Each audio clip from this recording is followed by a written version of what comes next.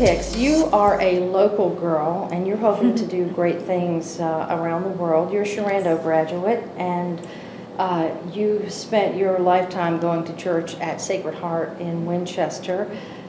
And you're interested in a program called Verso L'Alto? Yes, it's called Verso L'Alto. So basically what that is it's a year-long mission trip, if you'd like to call it that. But basically this program is set up into 3 main segments. The first segment is more focusing on ourselves and growing in our faith, and helping people around in our own societies. And for in this case, it's Richmond and Midlothian, where I am now. But the next segments are focused more out onto the country and worldwide, and not just our state of Virginia.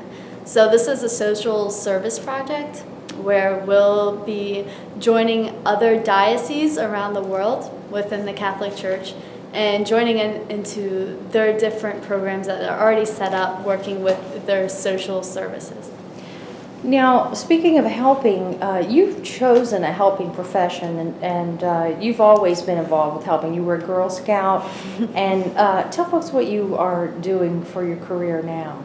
Well, I was really lucky to graduate from VCU with an exercise science degree, but my dream is to become an occupational therapist. So I found an amazing job working at a nursing home with a rehabilitation team. So I'm a rehab technician and I take care of my boss and with whatever she needs me to do, but also I get hands-on time with the therapist assisting them within their therapy. And this program that you're hoping to be involved with that is based on Giorgio Frascati. Is that pretty close? Kind of. It's Giorgio Frascati. So he's an Italian, which is it's awesome in anything because he's Italian. But he's even more amazing because he died within this century, only at the age of 24, but he lived his life really serving the poor in Turin, Italy. But on the outside, he seemed to have an extremely average life, like going to school, playing sports. He loved mountain climbing. So no one really knew how much he was doing for all the poor in his community until after he died, and everyone in the town showed up for his funeral. Like thousands of people just flooded the plaza for him. And one of the things that came out after he died was how his last thoughts actually were the people for whom he'd been caring. Yeah, so he died of polio, which they suspect he had contracted from someone that he was taking care of within the town. And they found next to his bedside table a little note that had directions on who to bring this medicine to, who was also really sick. So even though he physically could not go there and bring the medicine himself to this man who was dying, he made sure that he was still taken care of. So this project that you're involved with through the Diocese of Richmond, you're active in the church there, you're a youth group leader.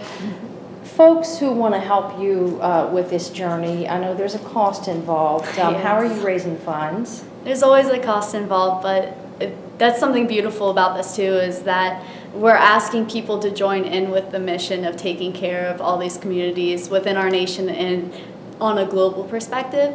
I've set up a GoFundMe account. It's called Elizabeth's Mission Trip Fundraiser. So if you find that online, it'll be a picture of me and my group, a little testimony about what we're doing, and a story about Giorgio. And if you would like to help me fundraise and join in with me and my group in this whole mission trip, then you're welcome to go there and find me and send me a message too. I'd really appreciate that. Okay, and do you have a date set for when you'd be leaving? Oh, the big trip, the very last trip is in Uganda, and that is in July, the beginning of July. So we're hoping to have the funds wrapped up just a couple months before. And right now you're at 25% of your goal? Yeah, just about. So we, my family and I have helped raise 1,000 at this point. So in total we need 4,000. So I've still got, again, about a 3,000 amount goal. Well, we hope that you have good success in your fundraising, and certainly an exciting trip is ahead for you, and we want to hear back from you. Of course. So good luck and thanks for talking to us today. Thank you.